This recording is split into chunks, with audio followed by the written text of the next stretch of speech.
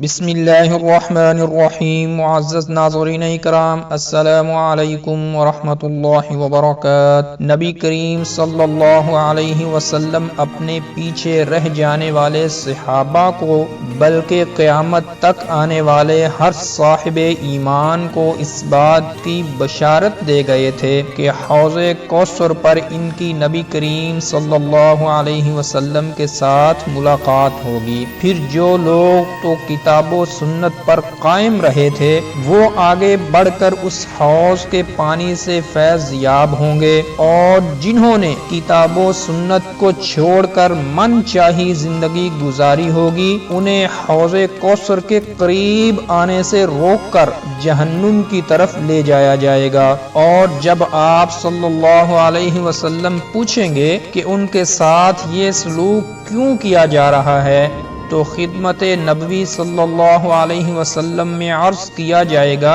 کہ ان لوگوں نے آپ صلی اللہ علیہ وسلم کے بعد آپ کے دین کو بدل ڈالا تھا۔ یہ سنتے ہی آپ صلی اللہ علیہ وسلم بھی فرمائیں گے جن لوگوں نے میرا دین بدلا وہ دور ہوں۔ ناظرین اکرام، حضرت سہل بن سعد رضی اللہ تعالی عنہ سے روایت ہے کہ نبی کریم صلی اللہ علیہ وسلم نے فرمایا، بے شک میں حوض پر تم سے پہلے پہنچوں گا، اور جو بھی میرے پاس سے گزرے گا وہ اس حوض سے پانی پیے گا، اور جس نے ایک دفعہ اس کا پانی پی لیا وہ پھر کبھی بھی پیاسا نہ ہوگا۔ آپ نے فرمایا کہ کچھ لوگ میرے پاس سے گزریں گے جنہیں میں اور مجھے وہ پہچانتے ہوں گے، پھر وہ بھی دوسروں کی طرح حوض سے پانی پینا چاہیں گے مگر میرے اور ان کے درمیان آڑ کر دی جائے گی۔ میں کہوں گا انہیں پانی پینے سے کیوں روکتے ہو کہ یہ مجھ سے یعنی میرے امتی ہیں؟ تو عرض کیا جائے گا آپ نہیں جانتے کہ ان لوگوں نے آپ صلی اللہ علیہ وسلم کے دنیا سے پردہ فرما جانے کے بعد آپ کے دین میں کیا کیا نئی باتیں نکال لی تھیں۔ تو یہ سن کر میں بھی یہی کہوں گا وہ لوگ واقعی دور ہوں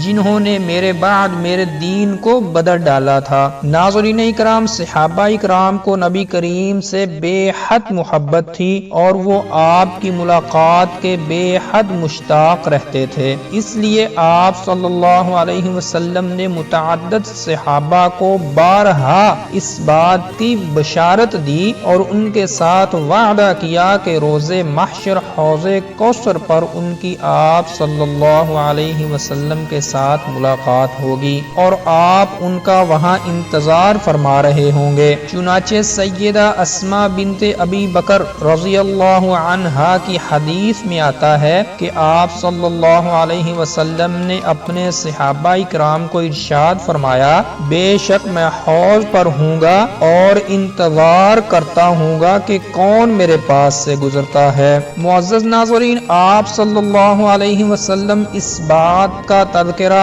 صرف اپنی مجالس مبارکہ میں ہی نہیں فرمایا کرتے تھے بلکہ برسر منبر خطبوں میں بھی اس اہم بات کو بیان فرمایا کرتے تھے، اور اس سے بھی بڑھ کر قابل تعجب بات یہ ہے کہ ٹھیک جس لمحے آپ صلی اللہ علیہ وسلم یہ بتا رہے ہوتے تھے کہ میں حوض پر تمہارا انتظار کروں گا اس وقت حوض کو دیکھ بھی رہے ہوتے تھے۔ چنانچہ حضرت عقبہ بن عمار کی حدیث میں ہے کہ نبی کریم صلی اللہ علیہ وسلم نے ارشاد فرمایا، بے شک میں تم سے پہلے پہنچنے والا ہوں اور میں تم پر گواہ ہوں گا، اور اللہ کی قسم میں اس وقت بھی اپنے حوض کو دیکھ رہا ہوں۔ معزز ناظرین، نبی کریم صلی اللہ علیہ وسلم نے حوض کوثر کا قصہ سنا کر امت کو اس بات کی بھی خبر دی کہ لوگ دین کیوں بدلیں گے۔ اس کی وجہ صرف دنیا کی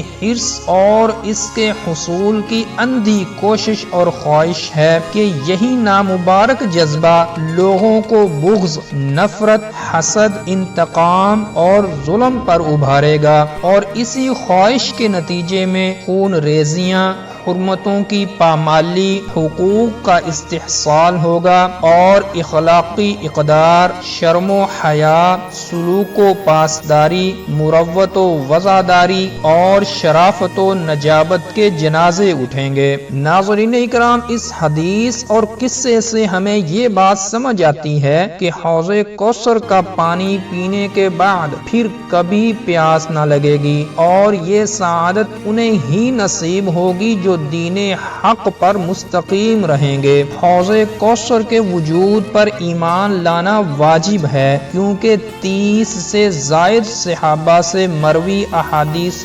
صحیحہ متواترہ سے حوض کوثر کا وجود ثابت ہے، جن میں سے 20 سے زائد احادیث صرف صحیحین میں آتی ہیں۔ حوض کوثر پل صراط سے پہلے ہے، کیونکہ بعض احادیث میں آتا ہے کہ جو لوگ حوض کوثر سے ہٹا دیے جائیں گے وہ پل صراط سے گزرتے ہوئے آگ میں جا پڑیں گے، اور نبی کریم صلی اللہ علیہ وسلم کو معجزانہ طور پر دنیا میں ہی حوض کوثر دکھا دیا گیا تھا۔ تو معزز ناظرین کرام، یہ تھی آج کی ویڈیو، اور اگر آپ نمرود کے متعلق جاننا چاہتے ہیں کہ وہ اللہ سے جنگ کرنے کے لیے کون کون سے طریقے اختیار کرتا رہا اور آخر میں اس کی موت کیسے ہوئی، تو اوپر آئی کے بٹن پر کلک کر کے دیکھ سکتے ہیں۔ السلام علیکم ورحمۃ اللہ وبرکاتہ۔